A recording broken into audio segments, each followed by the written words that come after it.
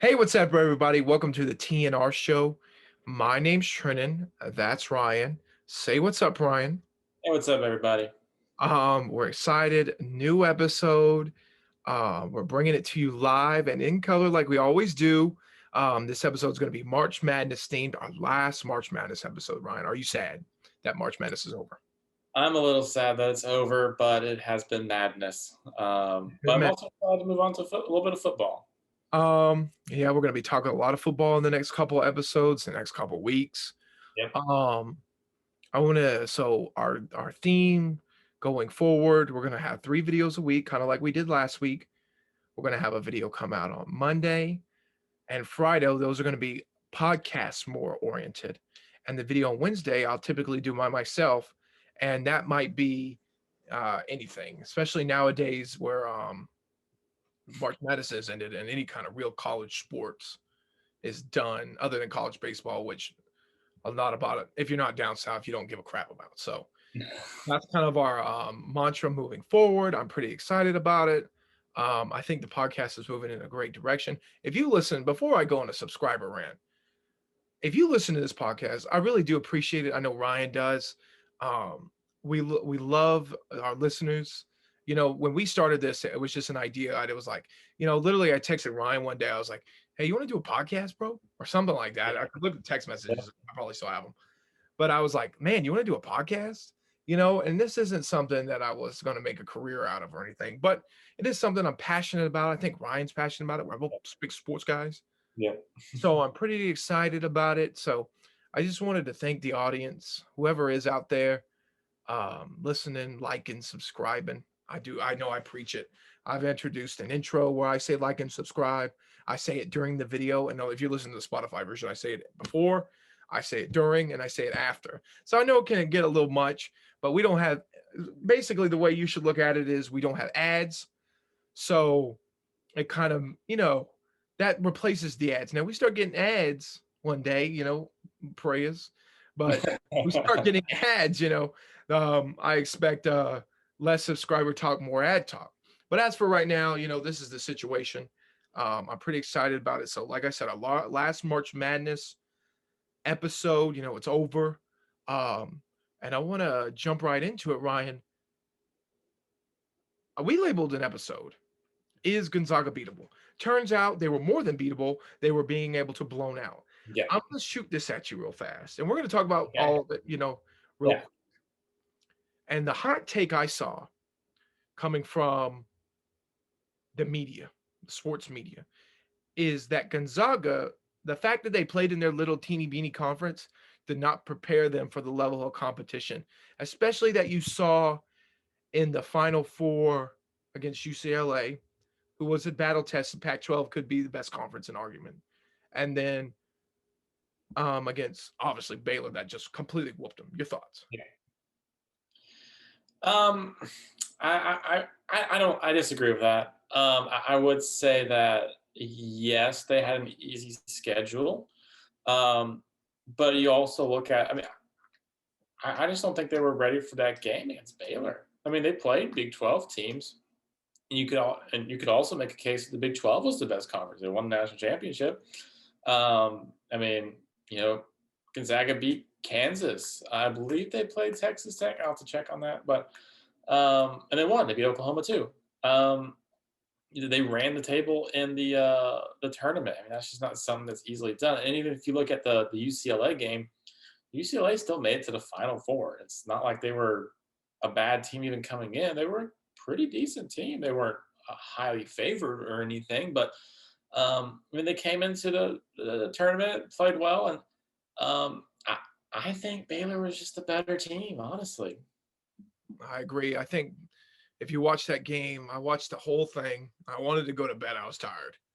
I'm gonna stay up. I got a sports podcast. I have to watch this game, even though it was late and I wanted to go to bed. But I make sense. West Coast teams, you gotta have a late start time. But Yeah, I was watching the game. It just seemed every time that Gonzaga would do something good, Baylor attacked so quickly onto the basket when they're. I mean, Gonzaga misses a shot 3 milliseconds Baylor's already at half court ready to jack up a three. You know what I mean? Or Yeah, ready to pass it inside.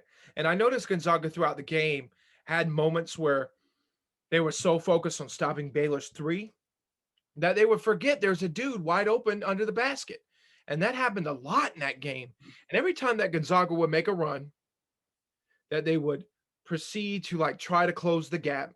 I think they got it to 9 at one point, as close as I saw yeah, they got yeah. to 9, and then Baylor just blew the brakes off them. Baylor would just keep grinding at them. They have so many impressive players. Baylor does Yeah. that it was really just Arkansas had Moses Moody, Oklahoma had what's the guy's name? Austin Reeves. No, Oklahoma State. Who was that? Oklahoma State, Cade Cunningham. Jay Cunningham. Yeah, These all-star players. Say Baylor, I feel like has good players, but they're all good. You know what I mean? yeah, There's not one piece that's lacking. And you can look at Baylor. They scored a lot of points. They created a lot of turnovers. They didn't foul a lot. They um they played defensive. They're all around great. And I saw a spin zone by Arkansas fans that Arkansas actually played Baylor the closest throughout yeah. the NCAA tournament. So maybe Arkansas should be ranked 2. 2, but we were ranked 6. But that's okay. I'm not complaining, but I'm just saying. Yeah, and that was one thing I did notice about Gonzaga just throughout the tournament. I didn't really watch a whole lot of them in the regular season because there really wasn't anything to watch. Right. But in the tournament, I noticed they would target whoever they were playing. They would target their best player. I'm going to use Oklahoma for example. Oklahoma was beating Gonzaga, I think 9-0 at one point in the first half. And then Gonzaga got in their heads, we're just going to shut down their best player, Austin Reeves, the only guy who can shoot on the team. And they left guys wide open for Oklahoma the entire time. But Oklahoma couldn't score. Those players could not shoot. And so when you cut off that one guy, they double team that one guy, they just couldn't do it.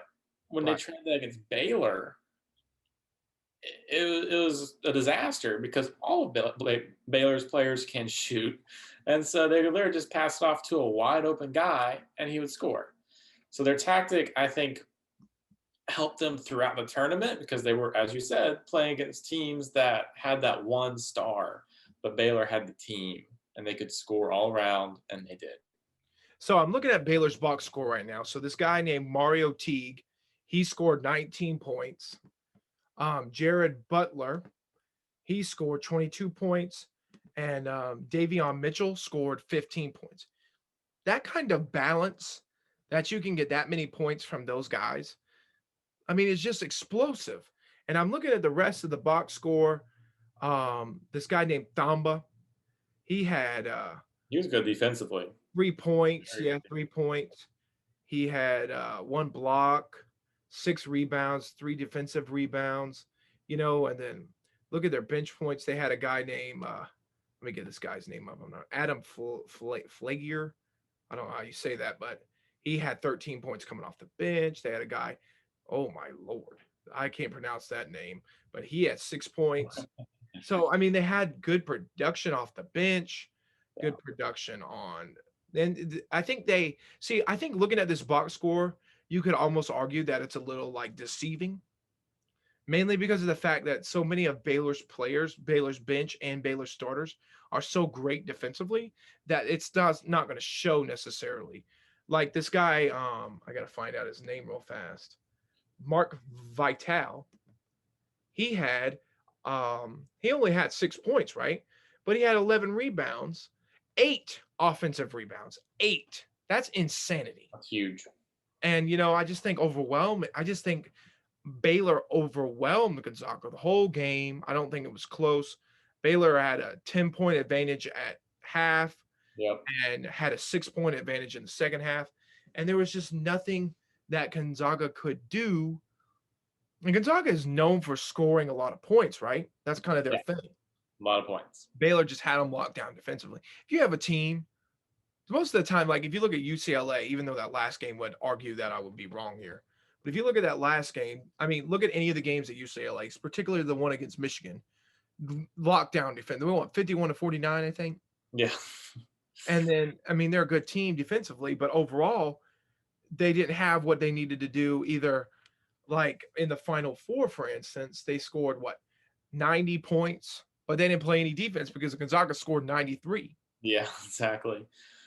You can't have it both ways with Um, UCLA, where Baylor is able to, like in the Final Four, they scored 78 points, good offensive game, maybe not the best in the world, but good offensive game, and then limited Houston to only 59 points, which is yeah, bad. they played awesome defense, and like Baylor also dominated the paint.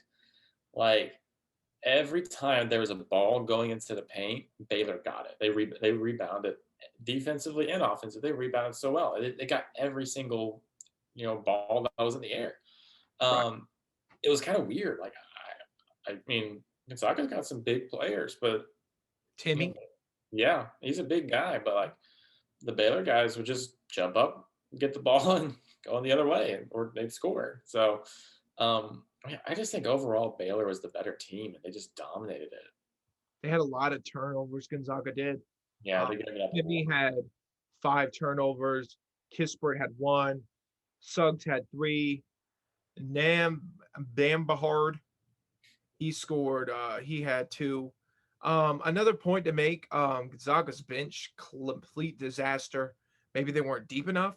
Only 7 points from the bench compared to Baylor's, I think like 21 points. So a little bit of a difference there. And the starters obviously didn't score enough to win the game. Go figure, right? So they lost the game. So I think overall, I mean, it wasn't a good champion. I wouldn't call it a good. Did you? I wouldn't call it a good championship game. I wouldn't say so either. It wasn't competitive. I would say the Final Four game. I think the Final Four game between Gonzaga and UCLA was the best game That was of an the amazing tournament. game. But yeah, it was not. I That guy, expected it to be fantastic, but it wasn't. hitting that game-winning shot So against um, UCLA was just one of the most ecstatic moments in the Suggs. Yeah, when Suggs hit that game winner. Did you see the photo? I'm not trying to, COVID. There was this photo of Suggs I saw when he hit the three and he went over to the fans and was like, yeah. And they're all cardboard cutouts. I was like, no, that's so sad. At least they had some fans in there. I guess we shouldn't complain too much, but yeah, yeah, but that UCLA Gonzaga game, what a game that that was, was. Johnny that was the best Juzang, day. freaking fantastic, 29 points. Timmy had 25. I mean, I'm not going to talk about Houston Baylor. Baylor's just so great. What can you say? Yeah, But I mean, UCLA, Juzang had 29 points. Jaquez Jr. has some of the craziest hair of all time. I think that's the guy I'm man. thinking of. No, that's not him. Johnny Juzang has some crazy hair. There's a guy on UCLA's team that has the most outrageous hair I've ever seen. Tiger Campbell. Oh my gosh. He's Yeah, got yeah. They got weird. some crazy hair on that team. Yeah, they do. But UCLA, they have Juzang, they're one of the best players in the NCAA tournament. You could argue maybe the MVP because of the burden that he carried for UCLA, taking them to the Final Four. I mean, he is their scoring output. Now you can look at the rest of this game. The starters all had about good amount of points, but overall, I think Juzang, he was the star of the Michigan game by far. Oh yeah, for sure. And maybe if you look at their other games too, like Juzang really showed. He showed out. He was definitely one of the better players of the tournament. Um, I'm starting to wonder if Gonzaga even has a bench. So in that UCLA game, Never needed it. their bench scored 4 points, where the starters scored what 89 of those points. That's I great. mean, I mean, when you're pounding people like 100 to 50, you never need a bench. Really, it's just That's true. I mean, they did play overtime, but I mean, UCLA Gonzaga only scored 12 points. I mean, it wasn't like a huge offensive outburst in the. They would have all still been in the what 80s. What was it? Well, it must have been 90 minus 81. It was tied 81-81. And Gonzaga hits that game-winning shot, that three, especially after I think it was Juzang, or it was either Juzang or Campbell that hit the tying shot. That hit the tying shot in yeah. overtime. Yeah, I think it was Juzang. You think it was Juzang, and then he gets the. I mean, if you look at the play, He throws it up, misses, gets his own rebound, and then throws it back up, scores. Yep. I mean, if you look at that play, it kind of reminds me, funny enough, of Arkansas versus Oral Roberts when that guy Oh probably yeah. should have made that three, Yeah. missed it. I mean, that guy, that the same thing that happened to Oral Roberts happened to UCLA must have pulled in Arkansas because they did not even attempt to stop No, Suggs from getting no down. It defense. wasn't even a slowdown. No No one defense. have touched him. I would have punched him to the ground, making shoot free throws or something. Knowing that outcome, Yeah. Yeah. They didn't play defense on that last. They didn't really play a whole lot of defense the entire game against I Gonzaga. feel like that's the time, to break out. I don't know. You need to have. I mean, everything's going so fast. You're in the heat of the moment. I guess it's hard to say. Sitting here looking back on it, watch the film 100 times. Yeah. Like looking back on it, it's hard to say that. But I think overall, the I agree with you on the stance that the Final Four game was, I would argue, the best game in the tournament, mainly because of that buzzer beater. You can't beat a buzzer beater. Arkansas had a kind of buzzer beater. We scored with like 2 seconds left versus Oral Roberts. I wouldn't even count that. It wasn't a buzzer beater. The Gonzaga buzzer beater, probably one of the best moments in the tournament. I'm not a big fan of Baylor. I think they're Scumbag University. Um, not great. I don't know. It's hard to say, but uh, old Southwest Conference ties there to Arkansas. That's there's So it. There it is. yeah, so yeah, I always bring it back to the Hogs, maybe. But I think overall, how would you now that we're kind of moving away? Congrats to Baylor, whatever. Um, how would you rank this March Madness? Was it good, great, average, lame, stupid? I enjoyed all the upsets. There were a ton of upsets. I think there were more upsets than usual, which was awesome to see. I did think that one big drawback for this tournament was the limited amount of fans. And I know there's nothing that really could be done about that. It's COVID. You got to be careful. I get it. But it would have, like, imagine that Gonzaga UCLA game with a packed stadium, a full stadium, and he hit that shot. Like, imagine how much better it would have been just to have all those fans losing their minds because he hit that shot at the last second. Um, because of that, I would say I'd say it was above average tournament. I would I would say it was say, pretty good. I think it was good considering the fact that we didn't have one last year. Does that make any sense? yeah, I think overall, it's not the perfect situation, but nothing's a perfect situation right now. I would have loved to see this Arkansas team in a full Bud Walton arena. Them Hog fans going crazy, probably drunk, got no toothpaste, got no teeth, screaming for the Hogs. Man, that would have been awesome to see. that would have been nice. But I think the tournament was good. I mean, overall, my opinion would be that I particularly love this tournament. I think it was the best ever, and that's only because Arkansas made it to the Elite Eight, which they hadn't done in a very, very long time. So that would be my crazy reason. If I'm giving a real answer, I would say it was pretty good. I'm gonna be honest. I've never really watched March Madness like I did this time. So, in my personal opinion, with this being one of my first watch throughs or whatever you would want to call it, Yeah, um, I would say it was pretty good. I still believe in my heart of hearts. I made the take. I gave the take. Um, I gave the take that I think March Madness is only second behind the Super Bowl. I'd agree. I still believe that 100%. Now I'm a little biased because I don't really like baseball that much. Um, so I think you could. I don't think the NBA Finals. I can't hardly get into the NBA, and I don't think. The NBA is losing viewership, I unfortunately. think the NHL Stanley Cup Finals are freaking great. But a lot of people won't agree with me on that, so I won't count It's them. They'll be it's all right. fun. You get to see two giant Russian guys punching each other. Yeah, pretty What's exciting. better? I think, yeah, I do think the Stanley Cup Finals are pretty great. Um, what else is there? The Super Bowl, college football playoff. What are you gonna do? I don't know.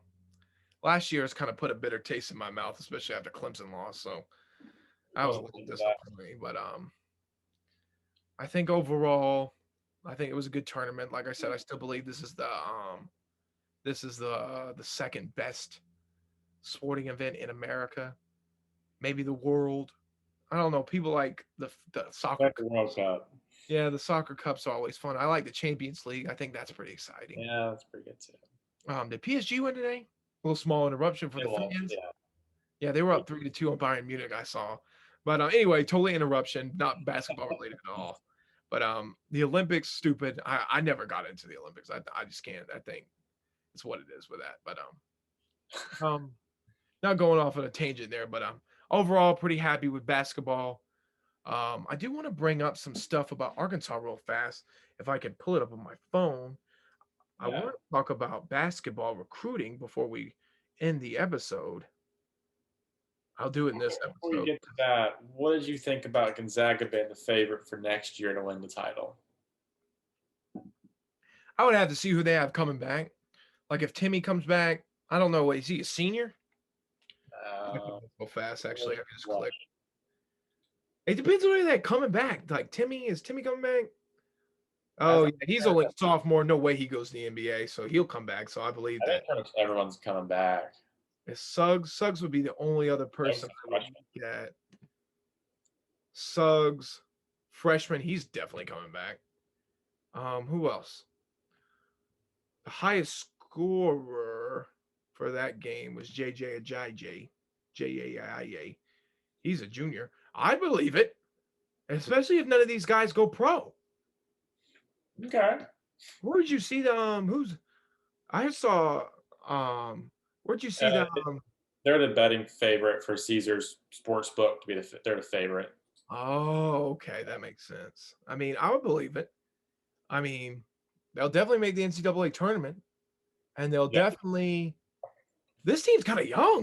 Looking at their roster. they're pretty young. They got some decent players. I mean, Corey Kispert, he's gone. The only other name I don't know is this Andrew Nebahard. He'll be back. He's a junior. I'm starting to think Gonzaga might win it all next year. I don't know about Baylor. I can look at their team real fast. See how yeah, many I think a lot got. of those players are declaring for the Oh, draft. star. Just Okay. a couple. I mean that makes sense. They did what they needed to do. You know what I mean? Yeah. But I'm looking to look at the best players real fast. Jared Butler was a junior. You could make the argument he could go. Um, Mario Teague, senior, he's gone. Yeah, I think Baylor might be in for one next year. Junior Davion Mitchell, you could argue that he could go as well. So I think those are Baylor's three best players. So I think that you can make the argument that they're gone. So I think Baylor will be on a little bit of a decline next year. Maybe not decline, but they won't be as good as they have this Yeah. year. Yeah. And I think overall, I think maybe for Gonzaga, looking back, looking on it now, maybe they were a young team. Baylor was definitely more experienced. I think Gonzaga might be dangerous next year. They might be mad.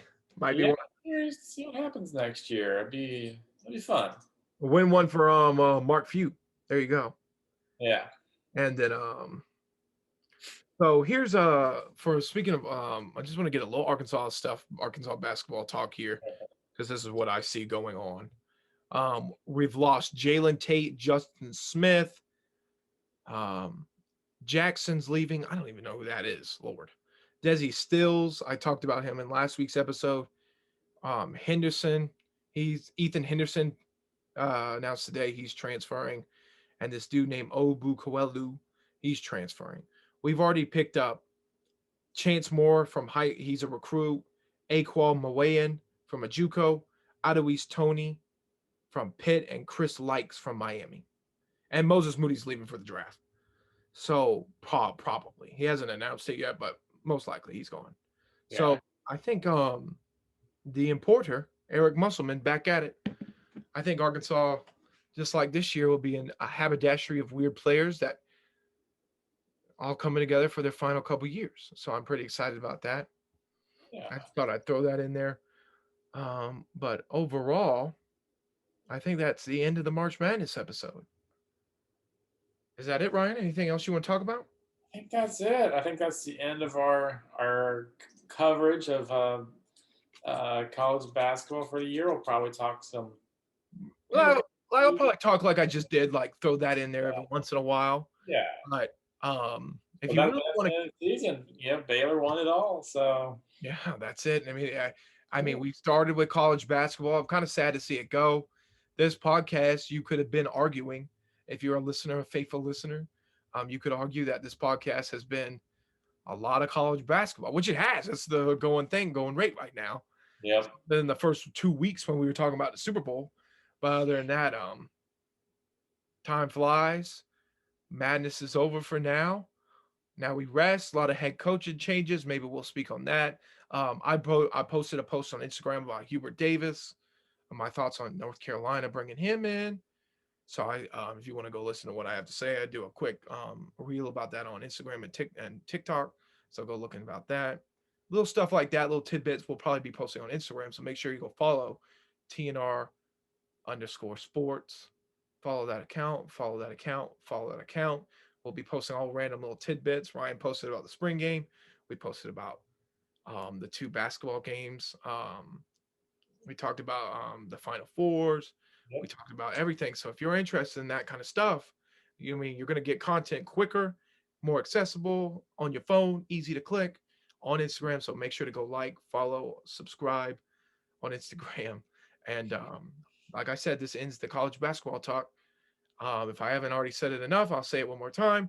Like, subscribe, follow. Yeah, yeah, yeah, yeah. You get the idea. So I want to thank everybody for watching this episode. I really appreciate it. Um, that's it. Anything else, Ryan? No, I think that wraps it up tightly. All right. Well, thank you all for watching. Our one shining moment is over now. We all rest. We sleep in May. Maybe I'm going to sleep in April. The other guys can sleep in May. We'll sleep in April. Yeah. All right, y'all. See you in the next episode. Bye.